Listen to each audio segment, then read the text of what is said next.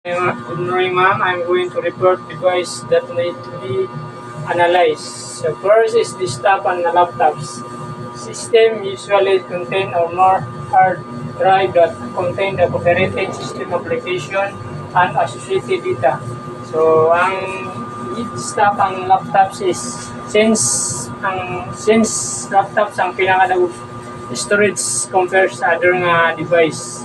Dagan og mabutang diri natay mga application diri nga nanginahanglan og mga license or authorized para magamit user like Microsoft Offices.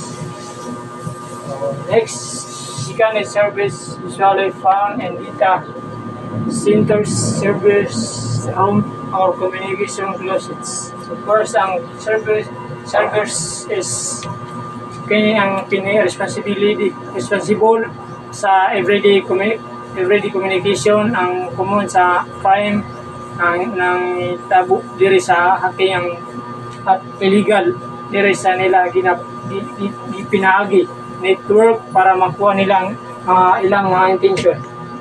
The third is mobile device.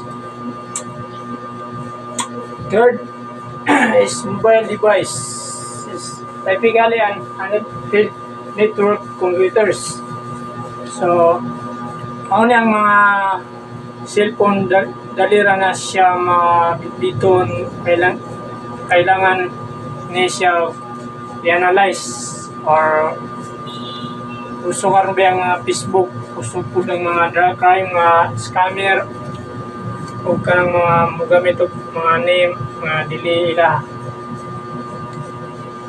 Fourth is cloud services is off-site third-party services that hosted application and data storage for an organization.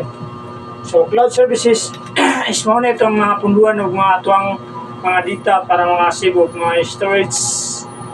So ang example lang is Google Drive o natay mga common business services are state email, timesheet, payroll, and human resources personal services. Cloud basic services level. So natay local level sa cloud services. These are SaaS, PaaS, LaaS. Una is SaaS, software as service. Mao ni katong mga software nga magamit rani if na kay subscribe. So ang example lang is ani kay katong mga office like MS, Word, PowerPoint, Excel, and uban nga mga offices. Ikadua is PaaS, platform as a services. So, mao nitong mga platform nga intend for Apple user iPhone, mga iPhone user. Third is LaaS, infrastructure as a service.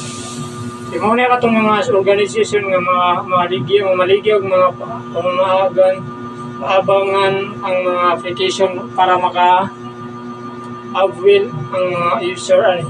Next is flash drive and mobility flash drive. Portable storage.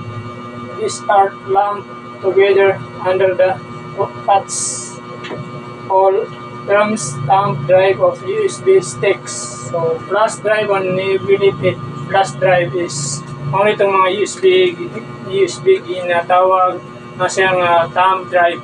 Kaya ang size ni kay pareha sa atong mga thumb everywhere pwede na ito siya dalon in case na atay mga isip mga file or document. So next is secondary storage.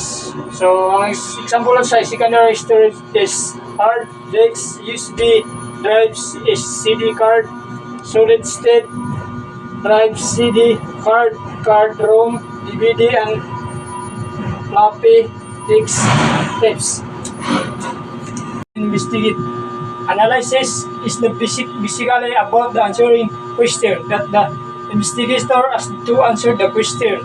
You must analyze the data found on the forensic image collected during the live investigation. So during the investigation na naman tayo mga collect ng mga features nga i-analyze pa or i-follow up dayon ang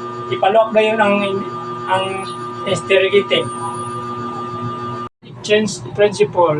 Example, if you walk into the house with the carpeting drained from cheese in the left on the carpet, leaves fibers on the soles of your cheese, these traces that are changed from the basic of what is termed trace evidence in the physical words.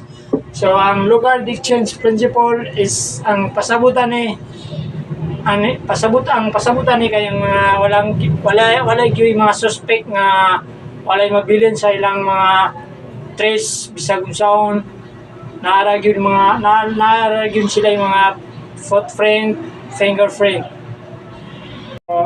Next is digital forensic words. Example, if an individual process a website, the web or web application file may record the individual if addressed within the collection log. So, ang pasabutan ni kay example is laptops or cellphone. So, natay gi-source automatically naka-record dato siya sa activity log or collection log. So, muna siya nga dalira siya makita ang mga itong mga activity nga gina-collect karon. System, kind of operating system provide vast amount of digital evidence anti-artifacts. So, Windows file system is punduan ni siya sa mga data kanang in case nga wala ka naka-backup sa imong data. Dali na siya nimo ma-access tungod ra diri. Waste data in organized and retrieved on a computer drive and each piece of data in called a file. So, mao ni ang atong mga documents or data nga ginabutang sa atong file system. So, natay buong klase of file system. So, first is FAT, standard for file allocation table. So, ang role ni sa FAT is para makita nato pilay na assume sa storage or pilay na lang ang nabilin sa space sa tuang disk. So next is NFS, Standard for New Technology File System. So ang role food ani is masible siya sa mga arrangement, management or sa mga file like names, paano may retrieve ang files o sa pag-update sa mga documents.